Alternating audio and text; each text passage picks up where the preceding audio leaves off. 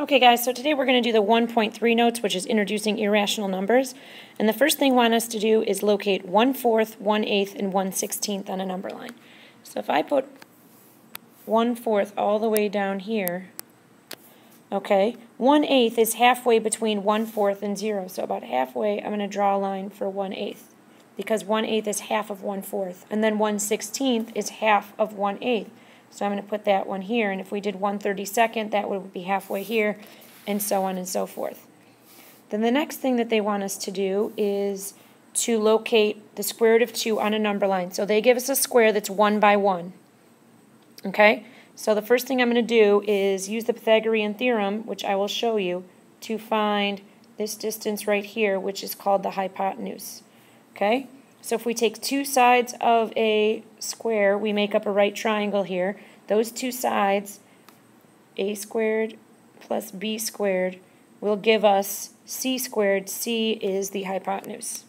Okay, so we know each side length is 1, so 1 squared plus 1 squared equals c squared.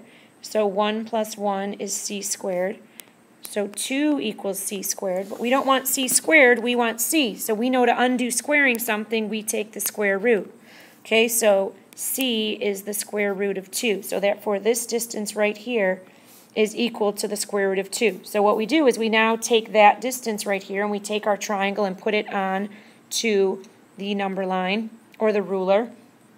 And we see that c is 1 6/16, or about 1 3/8. Or if you do it on your calculator, which I will show you how to do now, we just did this on our weekly review last week, you hit the second function button, you plug in x squared, you plug in the number, which in this case is a 2, but if you're doing any square root you would plug in the number, and then you hit enter. Okay, and if I do it on my calculator, let's see, second x squared 2, enter, I'm going to get the decimal equivalent of 1 3/8, which is 1.4142 ... because it keeps going on. Okay, so we're going to move on here, and we're going to talk about different types of irrational numbers. And we have non-perfect square roots. A perfect square is a number like the square root of 25.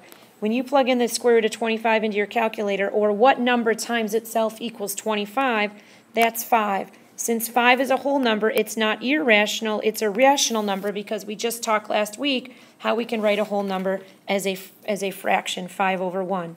So the square root of 2 would be an irrational number, because when we just plugged it into our calculator, we got this decimal up here that filled our entire screen, and it didn't repeat and it didn't terminate. So an irrational number is a decimal that does not repeat, like 0.33333 keeps repeating, and it does not terminate. The screen gets completely filled up with a whole rigmarole of numbers, but they don't repeat. They don't follow a pattern.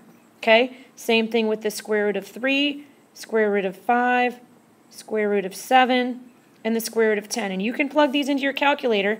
Use this formula I just gave you up here, and you will see they don't repeat, and they don't end, and they fill up your screen with a random list of numbers. The same thing happens over here when you do the cube root. And I also showed you guys how to do the cube roots on your calculator in class on Friday, and we wrote that up on the board. Square root of 11, so all the cube roots are going to go over here. Okay, and so now I'm going to flip to do this next part. Okay, so it's a little cut off, but we can get the gist. You have it on your paper and I have it on mine in front of me. So now what they want us to do is use area of squares to locate irrational numbers approximately. Okay, so this is 2 squared units, which means each 2 squared is 4. So this is 4, sorry, I got to freeze my page here. This is 4 units squared. So that means each side length is 2 by 2. If this is 2 units squared, that's the one we just did, that means each side length, like they're telling us, is the square root of 2, and then we have the 1 by 1. Okay, so the square root of 2, like we just said, is 1.414 from the previous page, so therefore it is somewhere between 1 and 2, a little bit closer to 1. 1.41 would be right there. Okay, now let's move on to graph the square root of 15. Use rational numbers to locate positive irrational numbers. So, find the approximate value of square root of 15 by using your calculator. So on your calculator, again, you're going to use that same process. Hit the second function button, hit the x squared button, plug in 15, and hit equals, and you're going to get this long number, 3.8729833346 on your calculator. Okay, so that means that the square root of 15 is going to be between 3.8, which it says here on this number line, and 3.9. Okay? Since it's 3.8729, that means it's going to be closer to 3.9 because 3.87 is close to 3.9. So it's going to be somewhere down here on the number line. Okay?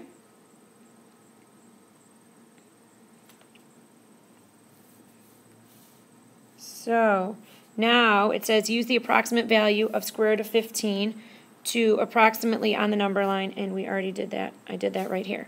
Okay, now it says use rational numbers to locate positive irrational numbers approximately. So we are going to graph the square root of 15 on a number line. So which two whole numbers is the square root of 15 in between?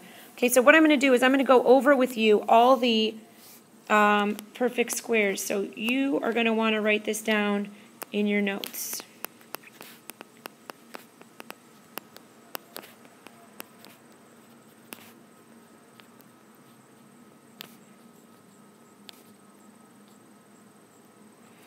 Okay, so 1 times 1 is 1, 2 times 2 is 4, 3 times 3, 9, 16, 25, 36, 49, 64, 81, 100. Those ones you should all know. If you forget some of these ones, that's okay. 121, 144, 169, 196, and I'm going to scroll down a little bit, and this 15 squared is 225. And you can do this on your calculator, so it's not a big deal. But just so you have them there. So the square root of 15 is going to be, or excuse me, the square root of 5. Okay?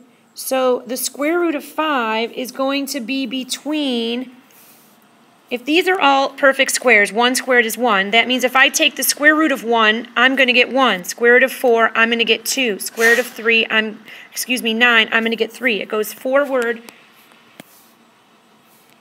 These go forward and backward between squaring and perfect square. So the square root of 5 is going to be right in between the square root of 4, which is 2, and the square root of 9, which is 3.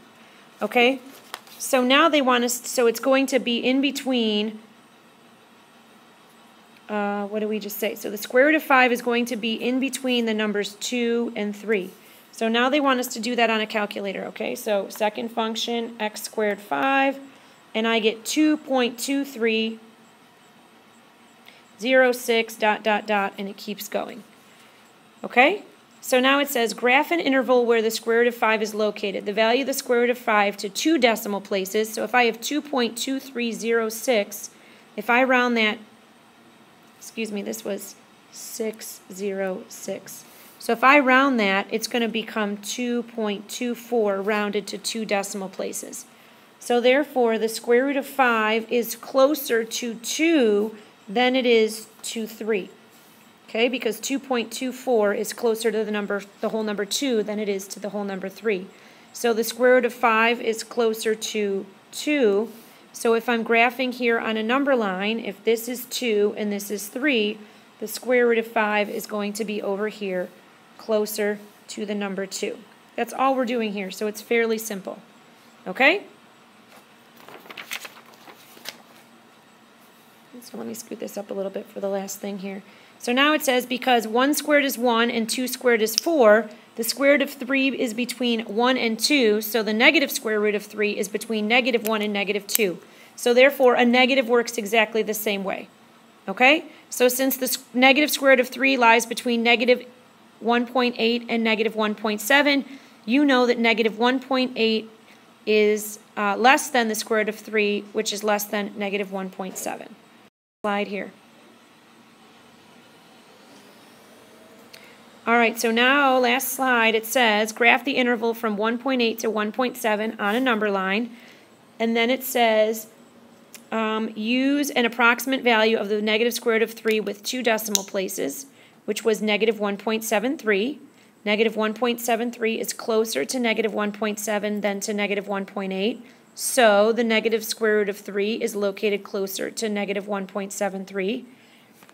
All right, so they want us, which is exactly what we did. So if it's closer to negative 1.7, then on the calculator, you're going to have it negative square root of 3. Okay?